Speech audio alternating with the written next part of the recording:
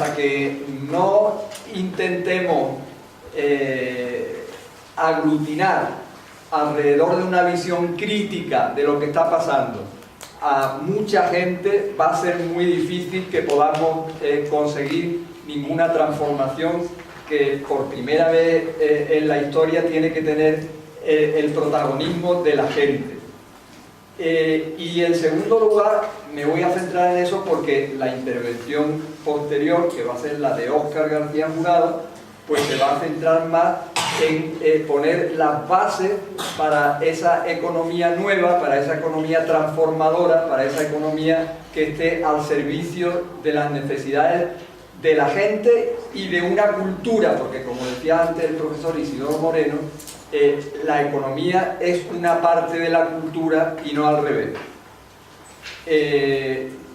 Estoy encantado de que le hayáis puesto como decía antes también el profesor Isidoro Moreno, el título a la sesión del libro que hicimos, que fue un librito, o que es un librito muy sencillo, pero en el que hay algunas de las claves a partir de una experiencia de bastante, ya casi se puede decir no años, sino décadas, desgraciadamente por un lado, pero también eso tiene algunas ventajas, y donde hemos querido de una manera muy sencilla pues plantear cuál es el punto de partida y cuáles son las bases para la transformación esta de la que estamos hablando. Bueno, en esta mirada hacia la economía crítica que llevamos mucho tiempo intentando construir, hay una serie de coincidencias con esta teoría de colonialidad que aquí estáis tratando de presentar. Son coincidencias que llevan a muchas de las conclusiones que se obtienen a partir de esa teoría.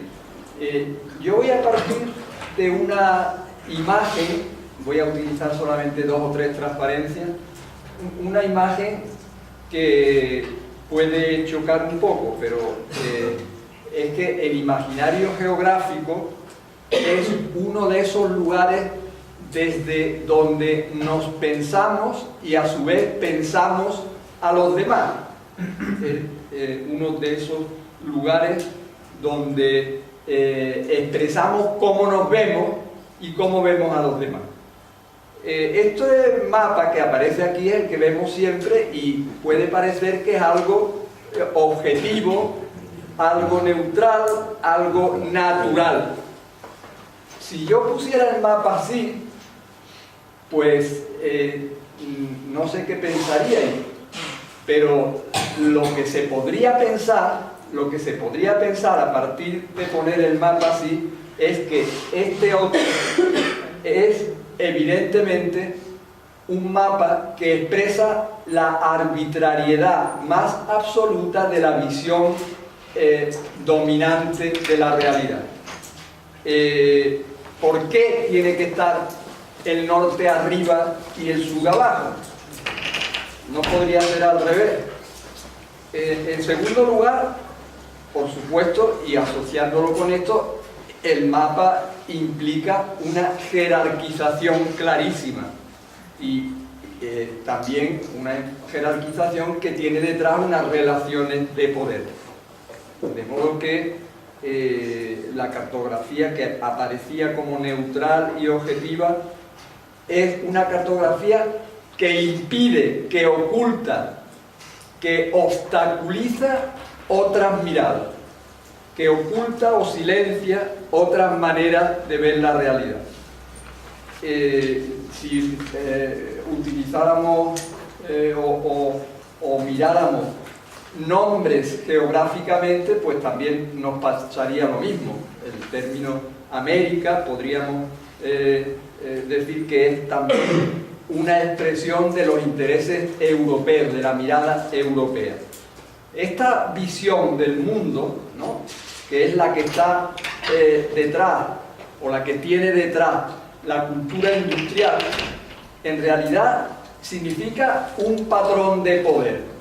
Un patrón de poder que tiene muchas jerarquías. Una de las jerarquías está basada en las culturas. Culturas que al jerarquizarse inferiorizan a las culturas del sur y presenta únicamente una prepotencia, una predominancia de la cultura industrial que se presenta como la cultura superior, la cultura del norte. En realidad, la que aparece como dominante sería la cultura del hombre blanco del norte perteneciente a una élite económica, etc. Pero lo que interesa entonces es que como principio organizador de esas jerarquías de poder tenemos aquí ese componente cultural que hace aparecer a una serie de pueblos como superiores y a otra serie de pueblos como inferiores. A nosotros nos ha tocado el sur, nos ha tocado un proceso histórico que nos ha situado al lado de los pueblos del sur, con algunas connotaciones específicas diferentes a los demás pueblos. Pero yo diría que lo más interesante de este naturalizar el arriba y abajo es que con estas gafas se esconden una serie de cosas. Desde el punto de vista económico, lo que se esconde es la subalternidad de las economías del sur, la dependencia de las economías del sur.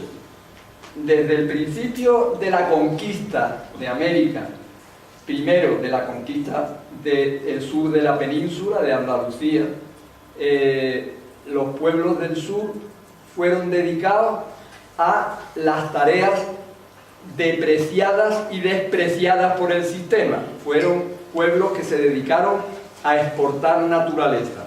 Fueron pueblos que fueron dedicados, no se dedicaron, sino fueron dedicados por la fuerza a cumplir unas tareas que eran fundamentales para alimentar los procesos de acumulación de capital de las economías del norte.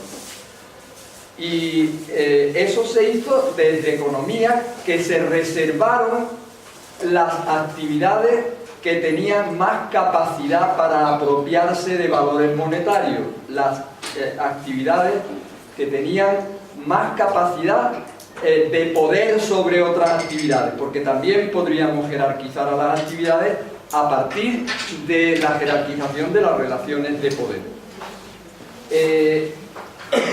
Es curioso porque todo esto que surge en el siglo XVI, cuando empieza a construirse esa economía mundo, después va a intentar ser justificado en el siglo XIX racionalizándose la idea de que esa división territorial del trabajo, esa división de tareas, de manera que determinados pueblos, determinadas economías se encarguen de abastecer de materias primas a otros pueblos, sean unas tareas que se justifique que sean las que más les convienen a esos pueblos.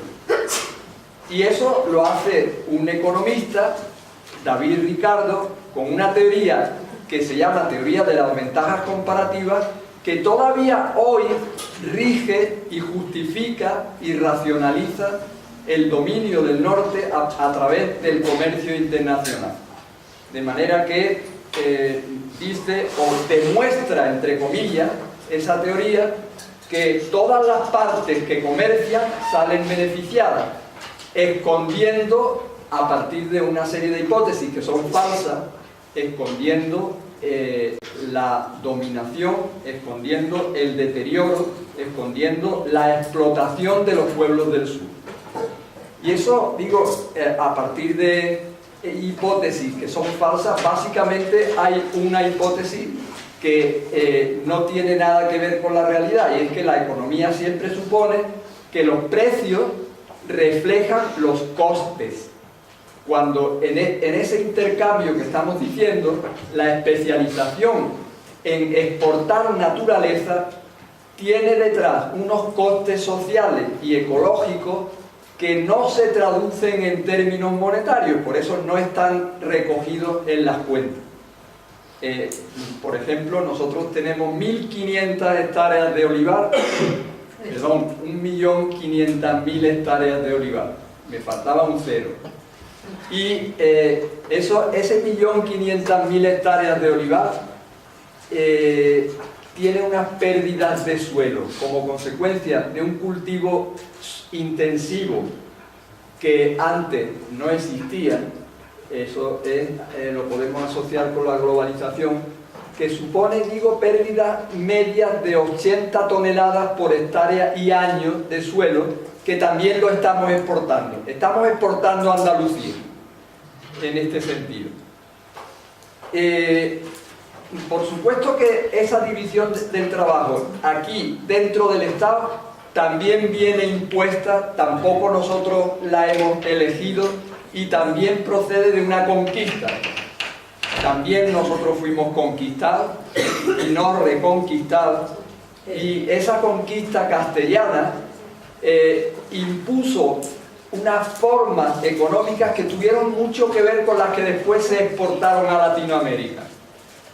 De manera que muchos de los métodos de colonización y de dominación que se ensayaron aquí luego se trasladaron al continente americano.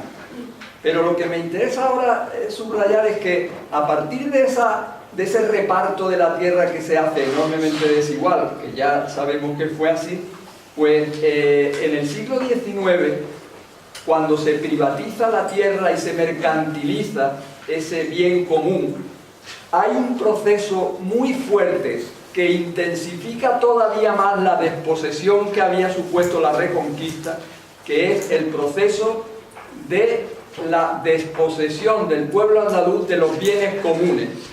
Eso que es poco conocido fue un proceso de usurpación enormemente importante que tuvo como repercusiones apropiarse privadamente por parte de quienes se hicieron dueños de la tierra de los medios de vida que tenían los jornaleros andaluces, que ya eran jornaleros también porque podían complementar, porque podían trabajar también en el campo, pero que en una parte muy importante dependían para su subsistencia de esos bienes comunes que se lo van a usurpar. Y digo que lo que me interesaba subrayar aquí es que esa usurpación no fue gratuita, tuvo para nosotros un coste asociado a las luchas campesinas andaluzas que en el siglo XIX reivindicaban la tierra, no como después se nos ha contado por parte de la izquierda tradicional solo, olvidándose de esta otra parte, sino que en un principio lo que se reivindicaba era el uso de los bienes comunes, la comunalidad en el uso de la tierra. Eso fue lo que se reivindicó hasta bien entrado el siglo XX, cuando ya no había nada que pudiera sostener la supervivencia de la gente, nada más que los brazos para trabajar la tierra. Cuando ya se dio esa situación, entonces sí reivindicamos el reparto. Pero hasta entonces las luchas campesinas andaluzas tuvieron su base en esa reivindicación. Digo esto porque lo voy a enlazar con lo que viene después. Tuvimos entonces una experiencia común muy interesante como pueblo y muy intensa en la gestión y reivindicación de los bienes comunes, en un proceso que podíamos decir que era un proceso de acumulación por desposesión. Se nos usurpó lo nuestro, lo común. Bien, a partir de ahí hay una cuestión interesante que también quería señalar, y es que nuestra especialización, esa especialización desventajosa que nos convierte en subalternos, que nos inferioriza y que nos empobrece, es una especialización que no ha dejado de profundizarse en el tiempo, que desde el siglo XIX se intensifica de manera que cada vez más somos un pueblo dedicado a tareas que tienen que ver con nuestra especialización agraria. Eso, digo, para que nos aclaremos, hay que entender que se refiere a lo que se nos pide desde fuera, qué es lo que se nos demanda o qué tareas se nos encargan desde el exterior, ¿no? Desde otras economías, desde las economías del norte. Ahí veis cómo la agricultura andaluza ha participado crecientemente a lo largo del tiempo en la agricultura española, de manera que cada vez tenemos una parte más importante de esa agricultura española. Con la industria pasa todo lo contrario. La desindustrialización, en términos de tendencia, ha sido una desindustrialización brutal. Pero fijaros que como pueblo dependiente no solamente somos un pueblo que abastece a otros de materias primas, sino que también somos vertederos de otras economías.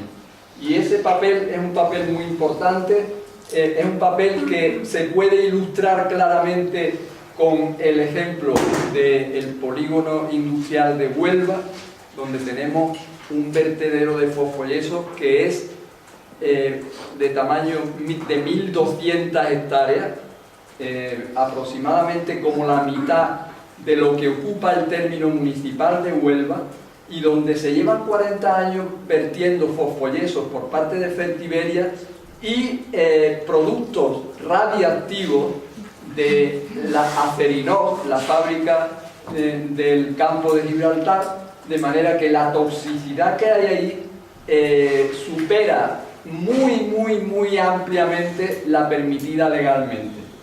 Y ahí tenemos como presidente de Fertiberia a José Luis Villar Mir, que fue ministro de Franco, también para poner un ejemplo de cómo la oligarquía ha ido reacomodándose, de manera que en la globalización, con otras formas de hacer dinero, también tenemos a los mismos en los mismos sitios. Fijaros cómo los economistas han construido una economía que no solamente no nos conviene, sino que está en contra nuestra. Aquí tengo una frase de un economista de un banco muy importante, el Banco Mundial. Este señor Sumer era en los años 80 el jefe del gabinete de estudios del Banco Mundial y justifica la localización de los vertederos en las tierras empobrecidas o en los países empobrecidos, diciendo: la medida de los costes de una contaminación que afecte a la salud depende de los ingresos perdidos por la mayor morbilidad y mortalidad. Desde este punto de vista, una cantidad dada de contaminación debe localizarse en el país con el coste más bajo, es decir, el que tenga los salarios más bajos. Pienso que la lógica económica que hay detrás de llevar una carga dada al país de menores salarios es impecable. Es aquello que llaman los economistas los costes de oportunidad. Lo que se deja de ganar aquí es menos que lo que se deja de ganar en otros sitios si la gente se muere. Es esa la lógica de esta economía, que digo que nunca podría ser una economía que entendiéramos como nuestra, porque esta es la economía de esa élite a la que me estaba refiriendo antes. Bueno, cuando decíamos que se intensifica nuestra especialización, nos podríamos preguntar, bueno, pero es una especialización que más da, ¿por qué es tan perjudicial? Yo voy a intentar dedicarle algún minuto a comentar un caso que está muy cerca de aquí, que es el de la economía almeriense, y vamos a ver cómo funcionan los mecanismos de apropiación de riqueza por parte del norte de las economías como la nuestra. Nosotros, esto que voy a contar es un trabajo, es el resultado de un trabajo que hemos estado haciendo durante varios años y que ha molestado bastante a algunos agricultores que han colaborado con nosotros cuando hemos dado los primeros resultados, porque no era esto lo que se esperaba. Lo que hemos concluido, por decirlo de alguna manera, es que en Almería, donde ya sabéis que estamos en la zona más árida de Europa y se ha localizado la actividad que más agua consume, ya eso es también interesante, pues el sistema productivo se apoya su funcionamiento en un mecanismo que lo hace muy vulnerable, porque en esa zona más árida de Europa el mecanismo básico es la extracción de agua para el riego de los acuíferos. Es un agua que se ha acumulado en el pasado, luego se extrae de manera que cada vez se va a agravar con el tiempo el problema de la escasez de agua.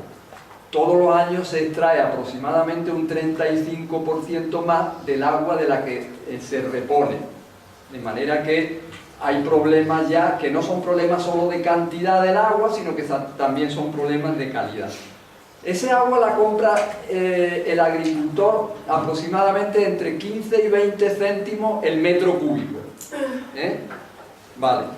¿Qué es lo que está pagando el agricultor?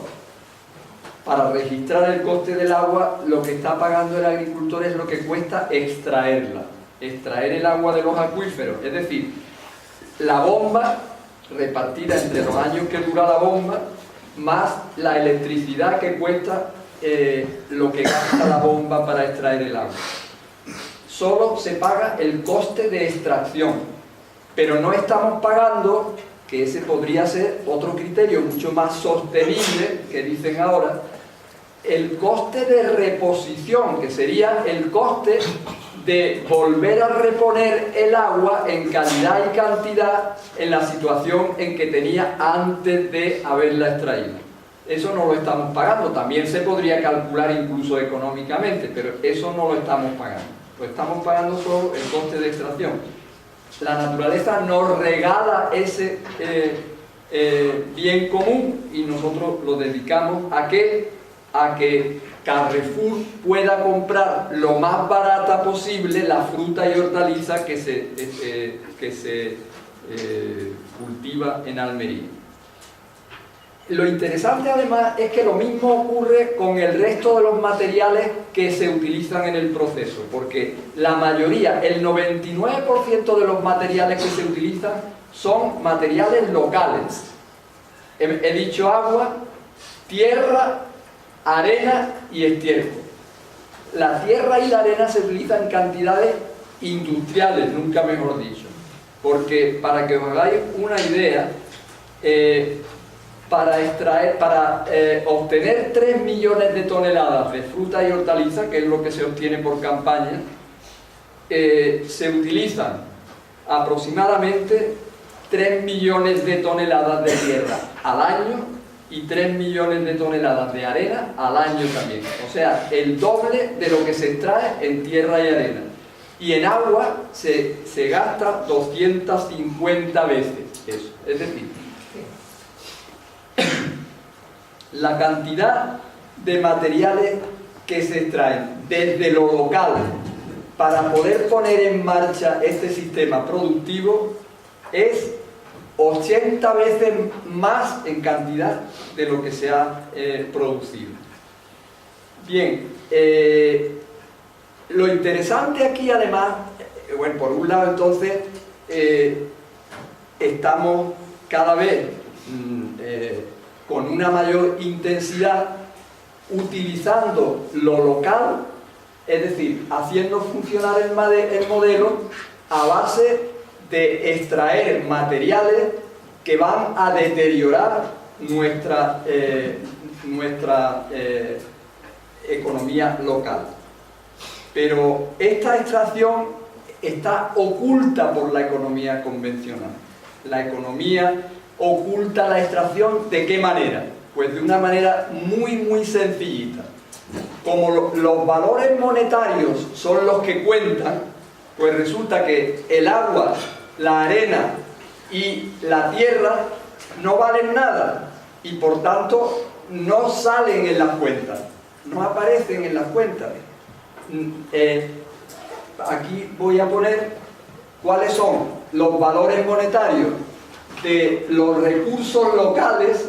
Estos son los recursos locales y estos son los ingredientes que vienen del exterior, que esos sí que tienen valor monetario. De manera que en los análisis económicos es que ni aparecen los recursos locales que se están consumiendo a un ritmo vertiginoso.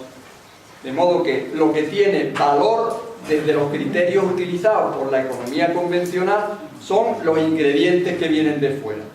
Que además es un paquete tecnológico que está diseñado, que está elaborado, que está definido, totalmente ajeno a los agricultores almerienses. Lo local entonces queda minimizado, queda escondido, queda invisibilizado, resulta como insignificante.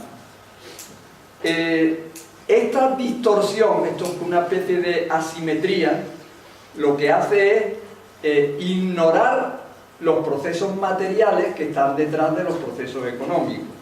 Y como somos nosotros los que ponemos los materiales, pues lo que se ignora son los bienes comunes que nosotros aportamos a la producción. El mecanismo de extracción es: los recursos nuestros no valen nada, los recursos que se importan tienen un precio que depende del poder de las grandes corporaciones, que son las que dominan las semillas, las que dominan los abonos, etcétera, etcétera. Y los productos que vendemos los tenemos que vender muy baratos porque ahí manda Carrefour. Entonces, la presión viene de que Carrefour aprieta y impone las condiciones.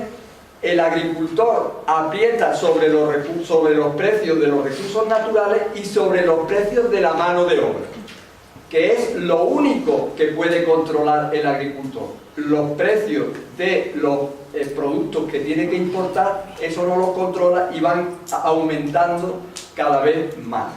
De modo que es aquello que dice Joan Martínez Alier de la regla de San Garabato: comprar caro y vender barato. Esa es la regla, porque además ni oferta ni demanda ni ningún modelo econométrico para explicar esto. Esto no tiene más explicación que el poder y las relaciones de poder a las que estamos sometidos los territorios y los pueblos que nos ocupamos de estas tareas. Bueno, este es un modelo entonces que podríamos decir que es un modelo depredador, que a nosotros no solamente no nos interesa, sino que nos genera pobreza, porque es un modelo en el que la riqueza de la que se apropia el norte, y más que el norte, las grandes corporaciones localizadas en el norte, termina cristalizando en pobreza en pueblos como el nuestro, de manera que se alimenta lo que algunos economistas han llamado la maldición de la abundancia. Porque somos ricos, nos convertimos en pobres, porque tenemos bienes comunes en abundancia y de calidad, nos convertimos, nos empobrecen, nos convertimos en pueblos empobrecidos. Decía Eduardo Galeano, para América Latina, hemos ido perfeccionando nuestra especialización en el perder,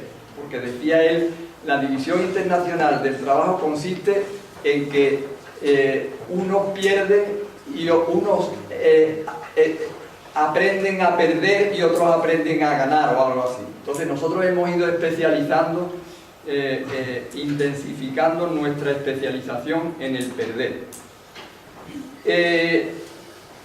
Lo primero entonces que necesitamos ante una situación como esta, que no tiene ninguna salida en un sistema como este sistema capitalista, es precisamente, y nos va a servir eso para muchas cosas, quitarnos las gafas esas con las que veíamos el mapa aquel. Esa sería la primera condición. ¿Y por qué quitarnos las gafas? Porque estas gafas nos ocultan nuestra propia situación subalterna en términos económicos y también culturales, políticos, etc. Nos ocultan nuestra propia opresión, podríamos decir. La segunda cuestión sería deconstruir una economía como esta y poder construir otro tipo de economía que nos convenga más, claro, porque esta es una economía que desde el punto de vista ideológico lo único que hace es ocultar lo que está pasando, lo único que hace es justificar la explotación. Por ejemplo, central en esta construcción de lo económico, la metáfora de la producción. Hablamos de producción cuando en realidad, lo hemos visto aquí, en el caso de Andalucía, de lo que estamos hablando es de extracción de nuestra riqueza, no de producción. Hablamos de producción hoy cuando las formas más frecuentes y más importantes de hacer dinero tienen que ver no con la producción de riqueza, sino con la reventa con beneficios. Es decir, las grandes corporaciones hoy no ganan dinero con la producción, ganan dinero con la revalorización de las acciones, que es lo que permite que los inversores metan dinero en esas empresas. Pero esa revalorización es un proceso especulativo que lo que hace es adelantar beneficios futuros, es decir, son las expectativas de beneficio futuro lo que nos estamos comiendo hoy. Y las grandes corporaciones a eso le llaman creación de valor. Creación de valor es equivalente a creación de deuda, porque esa diferencia entre el valor de hoy de una acción que vale 100 y mañana que vale 140 no ha creado ninguna riqueza. Estas formas de apropiación de riqueza a economías como la andaluza le resultan especialmente perjudiciales, porque así, por ejemplo, se ha conseguido que nuestro patrimonio empresarial se haya quedado en manos de las grandes corporaciones a coste cero. Esto puede parecer un poco fuerte, pero es así. Heineken ha comprado Cruzcampo a partir de una ampliación de acciones, de manera que sin ningún coste, haciendo unos papelitos, llevándolos a los mercados inmobiliarios, a cambio ha conseguido 600 millones de euros con los que se ha apropiado de Cruzcampo. Y así nuestro patrimonio empresarial ha pasado en 20, 30 años a manos de las grandes corporaciones multinacionales.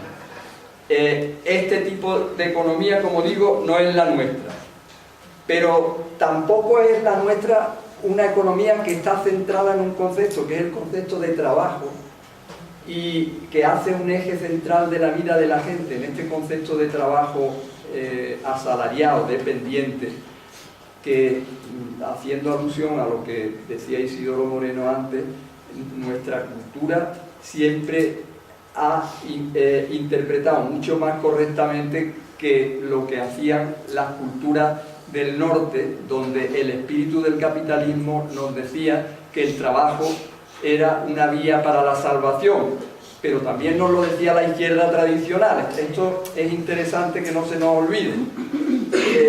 La cuestión es que aquí no nos hemos creído nunca que el trabajo fuera una vía para la salvación. Más bien lo hemos interpretado siempre como un castigo. Y eso va a ser, retomando lo que decía antes Isidoro, un elemento con un potencial de liberación muy fuerte dentro de nuestra cultura.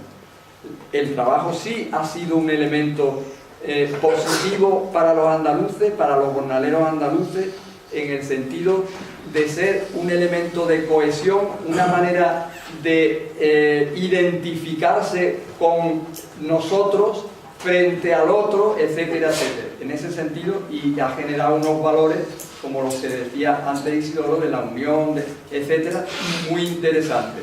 Pero también a la vez ha sido, como decía, algo que nos esclaviza más que nos libera, entre otras cosas porque el que nacía jornalero había tenido la mala suerte de tenerse que morir jornalero también. El asunto entonces es que esa deconstrucción necesaria, y ahora Óscar creo que va a incidir en esto, de la idea de trabajo, nos tendría que llevar a abrir espacios para construir actividades en las que el trabajo fuera mucho más autónomo, mucho más autoorganizado, mucho menos dependiente.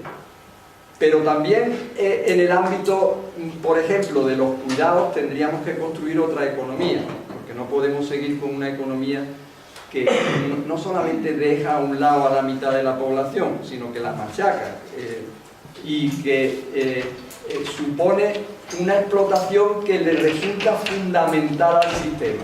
La explotación de la mujer en el hogar es imprescindible para que el capitalismo pueda funcionar, pero está absolutamente invisibilizada. Pero es curioso porque además se trata de un conjunto de actividades que son centrales para el mantenimiento y la reproducción de la vida.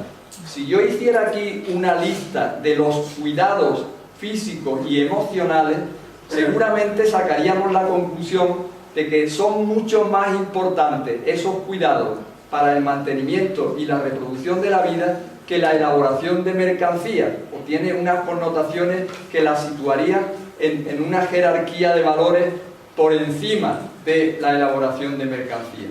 De modo que lo que nos espera es la construcción de una economía que no tiene nada que ver con lo que ahora tenemos, si queremos que esa sea una economía, como decía antes Isidoro, también como con la cultura, una economía que sirva para alimentar una vida que merezca la pena ser vivida. Pero nosotros tenemos un inconveniente gordo, y voy a ir terminando, y es que esa explotación de los bienes comunes, esa apropiación de los bienes comunes, que ahora es incluso mucho más intensa que la que hubo en aquel siglo XIX, cuando la gente fue capaz de hacerle frente a aquello, aunque fracasara. Esa explotación de los bienes comunes no puede revertirse si no es a partir de formas comunitarias de gestionar lo colectivo, de gestionar esos bienes comunes. Pero para eso tenemos necesidad de poder decidir, porque si hacemos una lista de las cosas que nos hacen falta y que no tenemos, también sería una lista muy larga. Por ejemplo, voy a poner un caso muy sencillito. Nos interesaría que la agricultura fuera una agricultura para cubrir nuestras necesidades alimentarias, no para cubrir las necesidades de Carrefour. Y sin embargo, nosotros no tenemos competencia para realizar tareas en esa dirección, porque no podemos gestionar nuestra tierra. La tierra legalmente es un bien común en manos del Estado, de un Estado que viene haciendo un papel desde hace 500 años, bueno, no 500 años porque este Estado no tiene 500 años, pero voy a poner desde la conquista se viene haciendo un papel desde el centro de intensificación de nuestro papel como economía subalterna. Y ese es el papel que está haciendo el Estado ahora. Recordar que Almería, por ejemplo, es el resultado de la instalación allí del Instituto Nacional de Colonización, que esa es la tarea que quiso que fuera la tarea de la que nos encargábamos nosotros. El asunto entonces es que no tenemos las capacidades para poder gestionar nuestros bienes comunes, ni la tierra, ni el agua. El agua también, las competencias del agua en Andalucía están en la Puerta del Sol, que es donde está la Confederación Hidrográfica que rige y que gestiona y que gobierna el agua del Guadalquivir.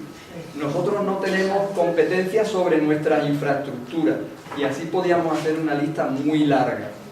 Necesitamos asumir esas competencias, necesitamos entonces soberanía, que se llama eso, para poder gobernar nuestras vidas y construir una cosa que esté muy lejos de lo que nos espera si seguimos por la vía que nos lleva el sistema. Bueno, que lo voy a dejar aquí porque ahora vais a oír una parte complementaria que va a ser la que nos va a contar Óscar García Jurado.